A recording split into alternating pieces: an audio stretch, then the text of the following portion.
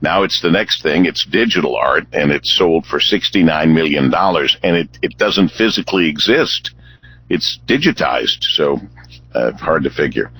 Dr. James Rowley is medical director of the Sleep Disorder Center at DMC Receiving Hospital, and we want to touch base with him because I'm already having trouble with the time change because psychologically I'm extra tired today, and I can't figure out why. Other than that, Dr. Rowley, am I crazy, or is it possible to be feeling the effects of the time change even before it happens?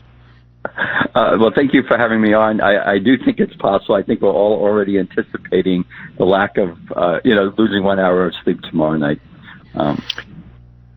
It is significant, and we're making a push to stop this nonsense. I don't know how you feel. How do you feel about going through these time changes twice a year? What's the point? I mean, do you, from a doctor's standpoint, you can't be thrilled with it, given that there are more traffic accidents and heart attacks.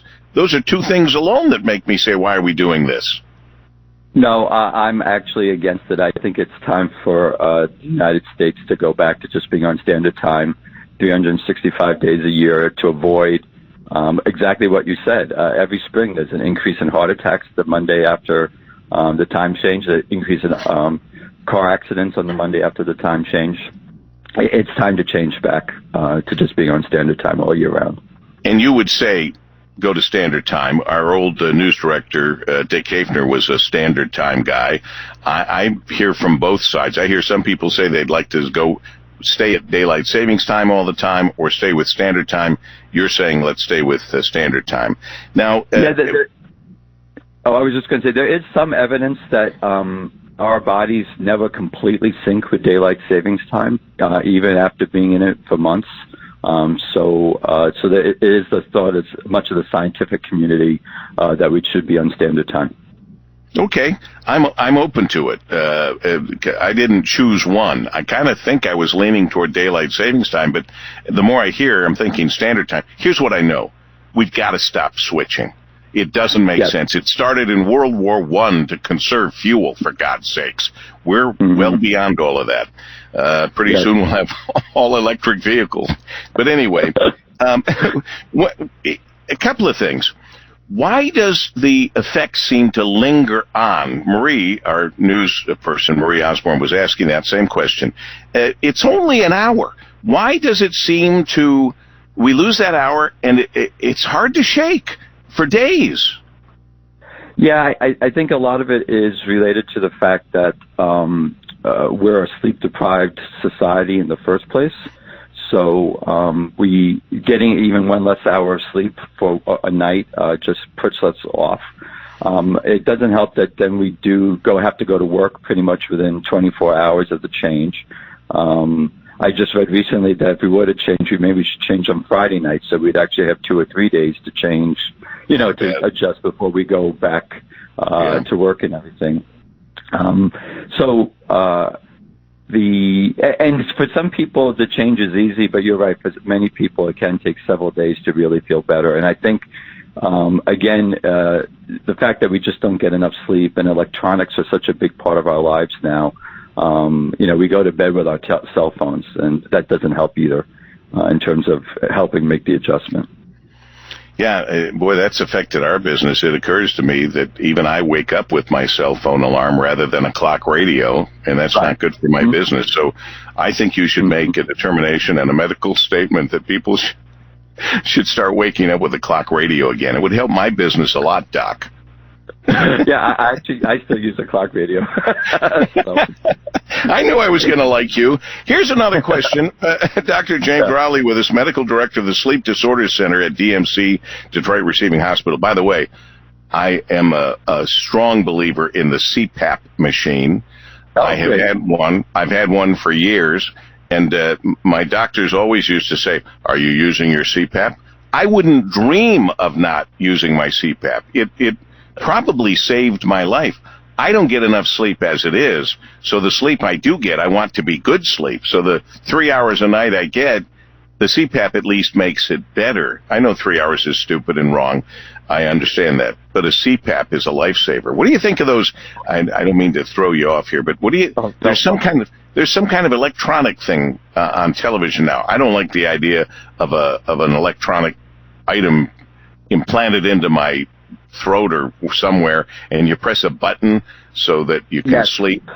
What do you think about that? So that's what's called a nerve stimulator. It actually stimulates the nerve to your tongue.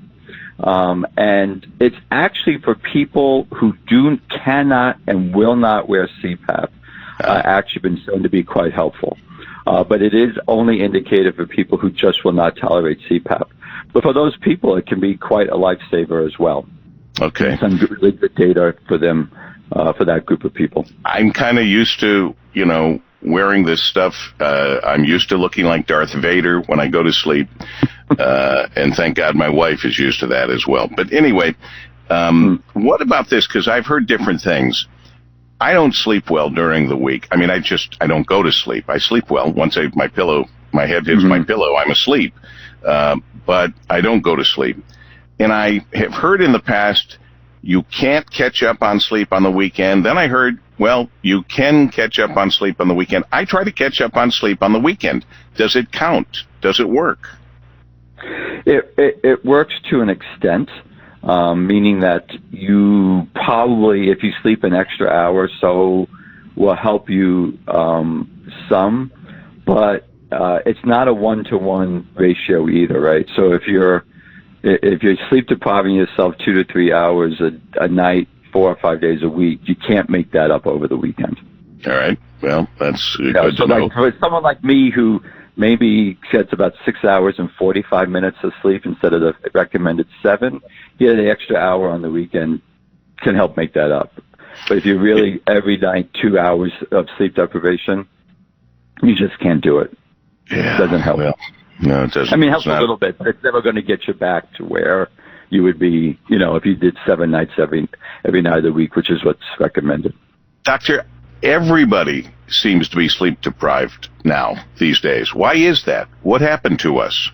It's something we can control, and yet we don't take the bull by the horn, so to speak.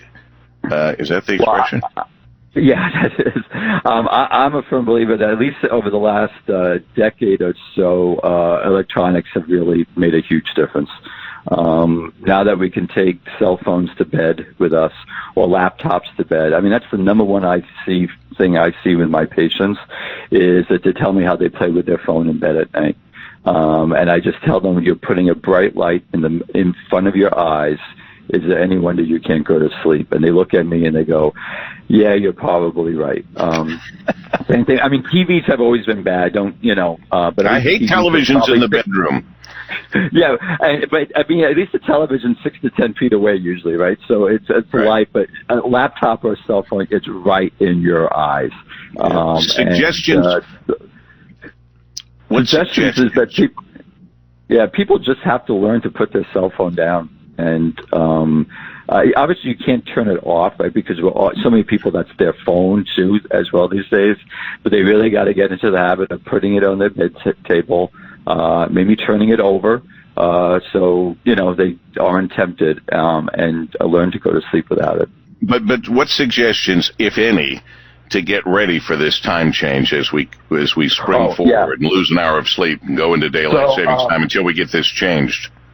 Right. Well, one thing people could do tonight is to try to go to bed like 15 to 20 minutes earlier. Ideally, one would have started that 2 or 3 days ago. 15 minutes a night. But even if you do it tonight, that would be helpful. It's recommended that you do your normal activities tomorrow, stay active, go to bed at your regular time, and then be active on Sunday and get outside, especially if it's sunny, because the sunlight will help get your circadian rhythms reinforced. And if you take a nap on Sunday, it should be a short nap, 15, 20 minutes at best. Do not try to sleep for an hour and a half to make up for that lost hour of sleep, because that will just make it difficult to fall asleep Sunday night going into Monday morning. Great advice, Doc. I would strongly suggest if you have sleep issues, if you don't sleep, if you snore and keep your partner from sleeping, it's not just bad for them, it's bad for you because you're probably not getting enough oxygen, and you very well should probably go through a sleep study. Might I recommend, Dr.